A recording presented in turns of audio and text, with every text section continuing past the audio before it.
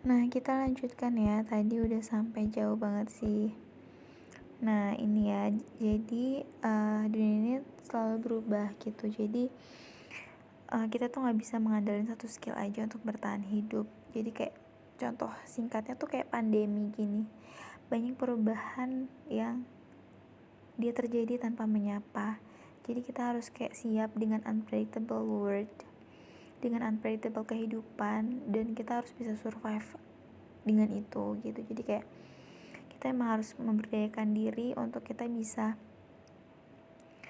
kuat gitu, untuk kita bisa adaptable terhadap perubahan yang ada atau beradaptasi. Jadi memang bukan hanya orang yang kuat yang bisa survive ataupun orang yang pintar, tapi orang yang bisa beradaptasi dengan perubahan kayak gitu. Terus yang tadi ya, memberdayakan diri untuk satu skill aja, untuk bertahan hidup dengan satu skill aja tuh nggak bisa ya. Contohnya yang kayak pandemi gini, misalkan orang yang mungkin dulu pekerjaannya sebagai IO, tapi ketika pandemi ini otomatis ya bisa dong kita prediksi kayak gimana kerjaannya gitu. Jadi kayak benar-benar off, dan ya ketika cuma memiliki skill itu aja ya susah untuk bertahan hidup gitu. Jadi kayak kita harus kreatif, inovatif untuk bisa adaptasi dengan perubahan ini gitu. Terus penting juga untuk surrounding yourself with the positive people. Jadi lingkungan itu penting banget ya. Lingkungan yang baik itu bisa membawa kita dalam kebaikan dan kebenaran. Begitu juga sebaliknya. Dan lingkungan yang suportif itu membuat kita lebih bisa semangat, atau bisa lebih apa ya, pokoknya maksimal banget dalam mengembangkan diri. Nah, di abad 21 ini ada skill-skill yang memang kita harus miliki gitu, apapun profesinya, karena skill-skill inilah yang bisa membuat kita tuh kayak beradaptasi dengan kehidupan. Ini ya, ada yang ini bisa dibaca aja skill apa aja, karena ini lumayan banyak dan panjang penjelasannya serta waktunya gak cukup. Jadi langsung aja, yang paling kalau untuk di 2020 sendiri skillnya tuh ada ini, dan ini berbeda banget dan berbeda juga dengan skill yang ada di 2015. Jadi selalu berubah gitu, dan kita harus kayak bener-bener selalu mengembangkan diri kita untuk segala perubahan, dan kita harus selalu belajar. Belajar itu bukan cuma ketika kuliah, tapi ya belajar tuh seumur hidup kita. Nah, ini cuma perjalanan aja gitu, ini perjalanan kuliah. Ini lulus ke D3, ini ketika praktik di rumah sakit, ini ketika D4 ngajak praktik, ketika D4 bidang pendidikan jadi ngajar gitu, dan ini ketika lulus S2. Dan Kanisa bidan, tapi ini kita bisa bekerja dimanapun ketika kita berdaya, ketika memang kita sesuai dengan kualifikasi yang dibutuhkan. Ini Kanisa pernah jadi asisten peneliti di pertambangan. Jadi bayangin, itu Kanisa juga kayak amazing banget ya, dan kayak bersyukur gitu, aku bidan tapi aku bisa tahu gimana dunia pertambangan, bahkan aku bisa hidup di sana gitu, bekerja di sana dengan lingkungan di sana. Aku jadi tahu, aware, bisa buka mindset aku banget gimana kehidupan di sana, yang ya luar biasa banget lah. Banyak banget pelajaran yang bisa diambil gitu. Ini jadi kayak Kanisa pun masih amazing gitu sampai sekarang, yang aku pernah ya gitu kerja di dunia ini gitu. Walaupun sebenarnya ini tuh ya itu ya, nggak tahu sih, maksudnya miracle banget ya, karena Kanisa suka dengan psikologi, suka dengan kesehatan, suka dengan pendidikan, dan karena Kanisa nggak bohongi diri gitu. Terus kan jadi asisten dosen awalnya, terus ternyata dosen yang Kanisa asisten itu kan dosen K3, dan background beliau itu psikologi. Terus ini tuh penelitian mengenai bahaya dan risiko psikososio di tempat kerja. Jadi kayak psikologinya kan saya bisa belajar, kesehatannya juga, terus juga kan saya banyak banget belajar menjadi peneliti, ya dan belajar kehidupan lainnya gitu. Jadi kayak kan nggak sembarangan ya masuk pertambangan tuh, ketat banget. Dan kayak wow, aku bisa masuk pertambangan gitu, itu yang kayak. Dan tahu nggak sih kayak ketika explore dunia itu tuh seru banget. Yang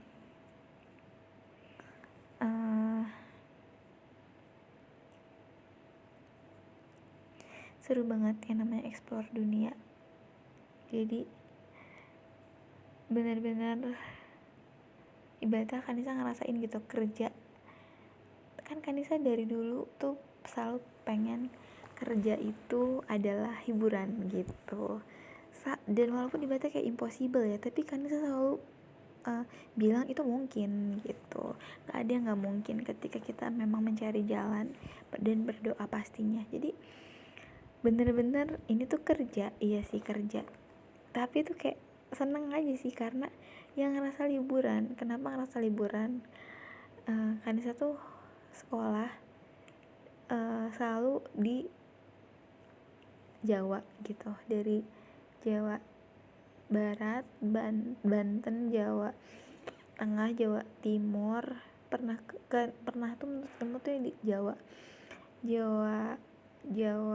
di Banten gitu, di Banten sendiri, terus di Jawa Tengah, terus di Jawa Timur, terus ke Jawa Barat. Ya udah Jawa aja kan, jadi kayak jarang banget untuk Kanisa itu kayak naik pesawat gitu tuh, jarang banget.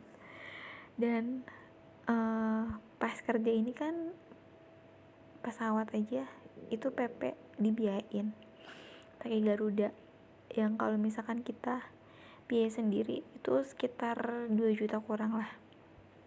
Dan itu Kanisa PP dibayarin. Terus di sana hidup itu benar-benar diservis banget. Kita tuh tinggal di mes, bukan di mes sih, di guest house. Itu buat tamu-tamu di perusahaan besar itu, yang ya pasti fasilitasnya kayak hotel gitu. Itu kayak Kanisa nggak nyuci baju, Kanisa nggak nyuci piring, Kanisa nggak, bener-bener ya bener-bener itu di laundry gitu, baju itu semua dicuciin, bahkan sampai kamar pun diberesin gitu. Ya biasa sih fasilitas kayak hotel gimana gitu. Terus makan tuh tinggal makan, disediain jajanan segala macam, di servis banget lah gitu. Itu kerja loh gitu loh. Aku kerja tapi kayak wow, dan aku punya dunia baru di sana. Aku kemana-mana dijemput, karena memang di pertambangan itu kita nggak bisa ya keluar sendiri seenaknya gitu, karena itu alam banget, dan kemana-mana kita harus dijemput pakai sarana, pakai mobil. Itu tuh kayak udah kayak jadi tuan putri lah. Padahal aku kerja loh gitu. Walaupun ya pasti kerja ada capeknya ya, pastinya ada gitu. Kita pastinya namanya kerja ya capek, tapi tuh kayak karena bawaannya seneng gitu. Tapi karena bawaannya seneng ya dinikmati banget gitu. Capeknya tuh dinikmatin banget. Nah terus nih, jadi kayak kenapa Kanisa bilang Kanisa tuh nggak bohongi diri, Kanisa tuh orangnya yang nggak gengsi gitu. Jadi kayak kerja apapun, ketika aku bisa mengembangkan diri aku, ketika aku bisa bermanfaat, ketika aku bisa bermanfaat, aku bisa mengembangkan diri dan aku bisa happy di situ, ya aku kerjain gitu. Walaupun ibaratnya aku bidan loh, tapi lihat deh, aku tuh ngajar TPA, ini ngajar anak MTS, ini ngajar anak yang sekolah kedinasan. Jadi kayak mungkin ya mungkin kalau ibaratnya orang yang gengsi atau orang yang malu kayak, ya ngapain sih lo bidan tapi kok kayak lo ngajar anak TPA, lo ngajar anak MTS, lo ngajar anak SMA ya kayak. Terus misalkan ada juga yang ibaratnya lo S2 tapi kok masih mau gitu ngajar kayak gitu. Yang kalau menurut Kanisa sih kayak diri kita tuh bukan ditentuin atau definisikan dari background pendidikan kita gitu, tapi ya diri kita tuh adalah manusia yang ya udah, walaupun orang bilang kalau background pendidikan aku tuh apa, aku tuh kerjanya tuh apa gitu, tapi ya udah, selama kita happy, kita juga punya tujuan baik, niat baik, jadi ya udahlah gitu, so what, toh ibaratnya aku pun masih uh, di samping ini semua itu aku masih yang aktif di bidang inisiator, dimana itu aku kayak Kanisa kayak mengkader ya, bukan mengkader, kayak berusaha untuk mentransfer ilmu untuk bidang-bidang itu bisa mengembangkan dirinya gitu. Yang ibaratnya kalau Kanisa nggak ikut segala macam kegiatan, ikut Toastmaster dan lain sebagainya gitu, itu Toastmaster itu kalau bahasa Inggris itu semua tuh berguna gitu. Yang Kanisa ketika berkomunikasi kan, Toastmaster itu fokus di leadership dan public speaking. Kanisa diajarin bagaimana untuk kayak mengevaluasi orang lain gitu, ketika mengkritisi itu seharusnya seperti apa dengan cara yang suportif dan baik, tanpa menyinggung, tapi dia bisa improve diri dia gitu. Terus diajarin leadership itu kayak gimana, harusnya jadi leader itu seperti apa. Itu berguna banget ketika Kanisa bentuk biar membantu ini. Jadi kayak keselama itu lurus dengan visi misi kalian, ya apapun yang kalian kerjakan tuh dan niatnya baik dan lurus, ya keep going aja gitu. Walaupun pasti ya tantangan itu pasti ada, rasa capek itu pasti ada. Terus ya nggak selamanya hidup Kanisa juga kayak lurus-lurus aja, enggak. Kanisa tuh pernah yang ibaratnya dulu lulus D3, terus alhamdulillah sih nggak lama langsung kerja. Terus karena ngerasa kayak kurang, pengen lanjutin pendidikan dan sebagainya, dengan segala tantangan yang ada, harus memberanikan diri untuk resign demi untuk lanjutin pendidikan. Itu yang kayak ketika lihat teman yang udah kerja, udah nikah, kayak gue belum kerja resign, nikah belum gitu kan, kayak ngerasa nggak berharga. Tapi ingat niat kita tuh, kenapa kita memutuskan ngambil keputusan itu. Jadi kembali lagi ke slide yang ini, kita harus bisa komitmen dengan keputusan yang udah kita buat, bertanggung jawab atas apa yang udah kita putusin, dan punya planning. Jadi penting banget kita untuk memplanning segala sesuatu tuh, sampai nanti kita lansia tuh kita mau gimana, itu penting banget. Jadi intinya nih sekarang ya alhamdulillah Kanisa udah mendirikan bidan membantu, yang semoga dengan mendirikan ini lebih banyak menyebarkan manfaat dan lebih bisa juga kayak kayak membuat bidan-bidan ini kan salah, kayak kan ini Kanisa buat, bukan Kanisa doang sih, bertiga kita ya buat ya, bertiga. Dan sekarang itu bidan membantu itu bukan punya kita bertiga, tapi punya kita semua orang yang terlibat di tim bidan membantu. Bukan punya Kanisa, bukan punya Nadine, bukan punya Monik, bukan punya siapa-siapa, tapi punya kita semua tim di bidan membantu. Karena bidan membantu itu nggak bisa bergerak tanpa adanya tim itu sendiri gitu. Dan salah satu visi kita untuk membentuk ini itu menjadi wadah untuk bidan-bidan bisa mengembangkan dirinya di sini, bisa untuk banyak belajar hal yang dia bisa apa ya, lurus dengan mimpinya gitu. Mungkin dari sini ibaratnya dia bisa dipertemukan dengan orang yang memang itu sejalan dengan mimpinya, atau bertemu teman bertumbuh dan lain sebagainya. Jadi intinya adalah kita itu harus punya grow mindset. Gak boleh kita jangan apa ya, hindarilah fix mindset. Jadi kalian kalau mau tahu tentang grow mindset dan fix mindset, silahkan pelajari lebih lanjut. Ini cuma kayak Kanisa kasih clue-cluenya gitu. Jadi intinya, bidan terbanglah tinggi, berkontribusi dalam peningkatan kesehatan ibu dan anak, tidak hanya sebatas di pelayanan. Kenali dan cintai dirimu, ketahui mau kemana dirimu. Yuk belajar berdayakan diri dan berkontribusi untuk mengabdi. Jadi ibaratnya nih, ketika Kanisa mendirikan bidan membantu, jadi peningkatan KIA itu banyak loh macamnya. ibaratnya kerja di startup pun, kalau misalkan kerja di startup ketika itu di dunia pendidikan, kesehatan, meningkatkan kesehatan, itu kalian udah berkontribusi di bidang kesehatan dan pendidikan. Jadi mindset kalian itu harus luas. Bidan itu bisa jadi apapun yang dia mau tanpa dia meninggalkan profesinya.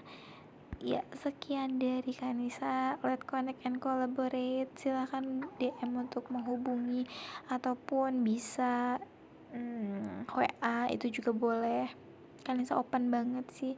Dan nomor WA Kanisa juga ada di grup yang seminar ini.